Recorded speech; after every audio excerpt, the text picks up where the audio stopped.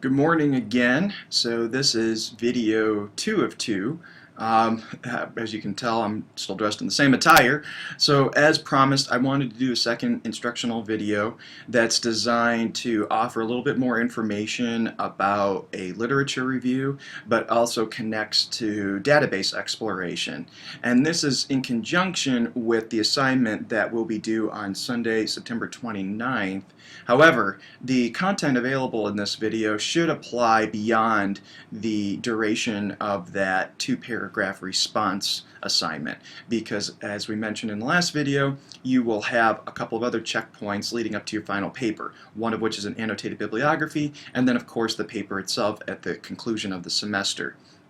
So I started here in Blackboard because I do have this link on supplemental resources, and it's hard for me to know how many of you have actually checked on this and actually looked at the materials here. However, I hope that you have, and I would strongly urge you to do so. At the very bottom of my screencast screen, you'll see a link from Mark Massé. Professor Massé is our Graduate Studies Director, and I believe I've referenced this document in a previous video, but if I haven't, I will mention it now that I strongly urge you to read this because it outlines some of the frequently asked questions that we have about our graduate program. And once you've read that, you should understand what will ultimately be expected of you in terms of a final capstone endeavor. You will create either a thesis or a creative project. Now, there are some differences between the two. I'm not going to go into those there. However, if you do have questions about that, please do send me an email. Please do contact me. Or if you prefer to go to Professor Massé, that's fine too. I don't mind either way, but I do want to make sure that your questions get answered. So most of you, it seems like at this point, we've developed a rapport where you feel comfortable emailing me, and I've tried to get back to you, and if I have forgotten, please do resend something. Let me know where you're struggling so that I can help. But with the thesis or the creative project, whichever you choose, you will have to do a literature review. So you'll notice a little bit further up, I've got some links to what I thought were valuable resources to help you understand what is a literature review. So first of all, there's a YouTube video for those of you that prefer to learn via visual or audible means. And then there's some textual links here. There's one from the University of Washington, and then there's an actual paper about doing a literature review. First things first though, I'll go to this site. This is from the University of Washington. That would be this link. And so it'll open in a new window for you. And the purpose of literature review, I want to just go over that because it's oftentimes in my experience that graduate students don't understand exactly what is a literature review and why is it useful. Well, this summarizes it very succinctly. It's designed to help you understand what's going on about your topic of interest.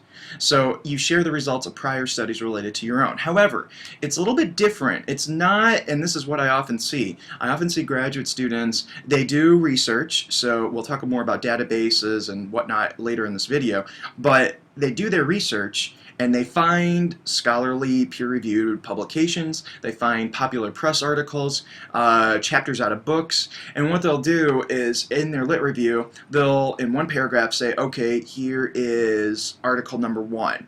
This is, what the authors set out to do. This was their thesis or purpose statement of that article.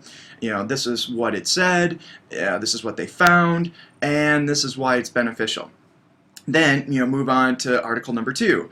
This is the title of that article, the authors, this is what they set out to accomplish, this is what they did, and then on to article number 3 and number 4. That's not exactly a literature review. That's part of that process. You will go through that process where you will get a series of articles, publications, scholarly journal articles.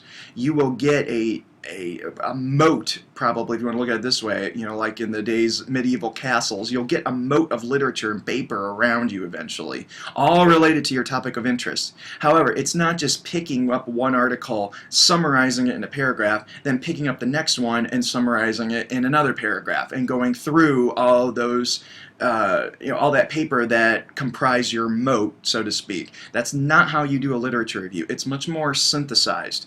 And so what we want to do And again, I'll let you read. I mean, it's not long. If you scroll down, it's not very long. But what I like are these key points up here at the very top.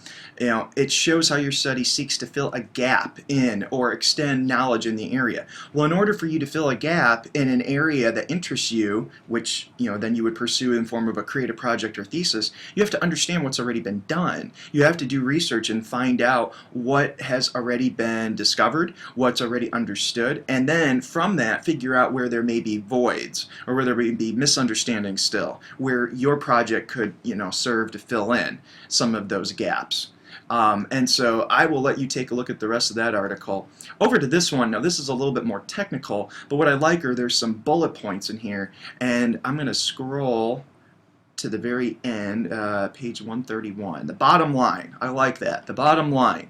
And I don't know if I can highlight.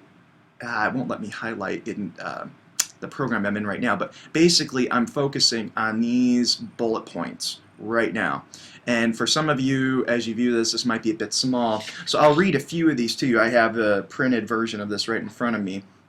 But these are things to ask yourself as you go through the literature that you compile that will eventually comprise your literature review. So what questions have the existing publications addressed? So what did these other studies, what did these other articles that you found, what was their intention? And what issues have been neglected? So that's one thing to consider. That's the first bullet point in this PDF. What are the main conclusions of the existing research? So what did they find? That's going to be important. You got to figure out what their results were, and then from there, figure out where to go next. What are the points of convergence in the literature? So as you read this, obviously you got to understand and comprehend what each article, what each study is conveying to you, what they found, how they went about finding it. But then you have to compare that study to the next one, and then the first one to the third one, and then the second one to the third one. So you have to go through and you have to synthesize what's there, and that's the point. This is here it is, point 3. What are the points of convergence in the literature? What are the main disagreements? This is a bullet point driving at that synthesis. Let's see, where disagreements exist, where are the bases, or what are the bases rather, of that disagreement? What are the theories or policies or evidence that the literature has reviewed? And so that's where, again, this 2-paragraph brief is going to try to get you started in that process. I want you to start thinking about theoretical foundations that might drive your topic of interest, or what studies have already been done. So what you're going to be working on is the very beginning part in this class of what will perhaps eventually be your thesis or creative project. So you need to educate yourself about whatever topic it is that you want to pursue.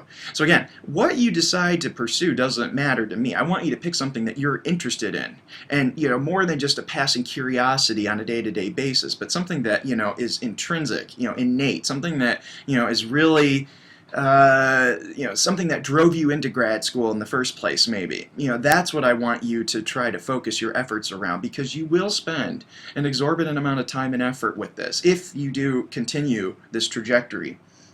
So moving on then into these bullet points, how solid are the conclusions that have been reached? Are they based on sound reasoning, careful assessment of the evidence, a well-executed methodology? In other words, how did they go about finding their results? And that's important for you too, because that's something that you might think about. If they went about it in this way, in this method or combination of methods, maybe that's a way that you could go about your exploration about the topic that interests you. So there's some great bullet points in this article. Again, it's a little longer, a little bit more technical, but I do think that it's useful. So again, we have these two and a YouTube video that tries to explain to you in greater detail what a literature review is. Not to mention about 9 minutes worth of my explanation. So hopefully that helps you and gives you a more holistic idea of where we're going with this 2-paragraph brief, the annotated bibliography, and then ultimately your final paper at the end of the term. So I mentioned some databases. This is meant to be a continuation of the other video then.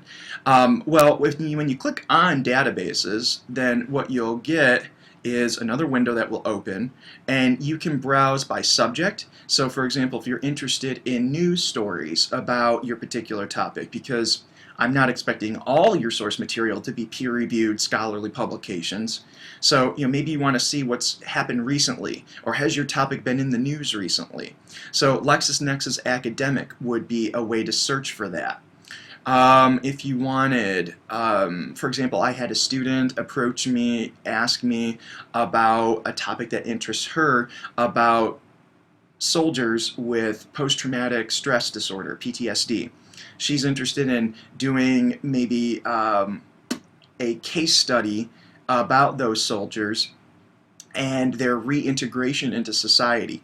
Well, when she approached me with that, now that's not really a mass communication theory. To me, that's about people interacting with other people. So I'm thinking either intercultural, as I spoke with her, or I'm thinking sociological. So, when we go down here, there's a social science subject of databases that one might explore in order to learn more about that topic. Theories, past research, what have you. So you might click on sociological abstracts and see what you can find there. So there will be several different databases you can choose to use. You kind of just have to play around with it and get some familiarity there. Another that might be of interest to you, this is Cardinal Scholar. This is unique to Ball State. So if you, that's why it's called Cardinal Scholar, because we're the Ball State Cardinals, and the scholar part is connected to the fact that this contains Ball State theses, past theses or dissertations from graduate students. Also, there's faculty research and publications if the faculty member has uploaded that research into this program, and that's sometimes a big if. But what I find most helpful is you can see what other grad students have done in close proximity to you. So, if we wanted to do, take that example, and this is one I haven't done, so PTSD, and maybe we want to just search for that for right now and just search and see what we find in theses and dissertation. Aha! So we've got 18 total, and we can sort items, but if we want something more recent, we can do it by submit date if we want to do it that way. Right now I'm going to leave it on relevance, and we'll see what we've got here because I've actually never done this search. This is real time that you're seeing here. So let's see. Effects of multiple concurrent interpersonal traumas on post-traumatic stress disorder. Oh boy, symptomology, I guess. Well, let's click on that one.